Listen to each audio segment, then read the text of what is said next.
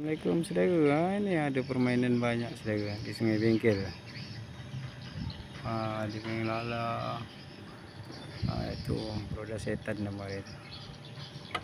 Itu tempat apa tu? Tempat hantu-hantu. Makam keramat. Kita pergi siang ni saudara, kontrol dulu. Malam baru kita pergi. Ini macam ada kolam air. Tu. Banyak main saudara.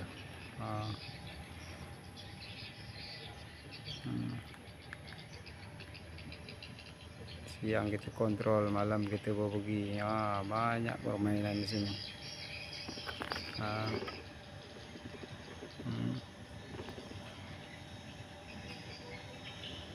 Itu bot Pemda sebelah tu saudara. Okey dulu, sekian. Assalamualaikum.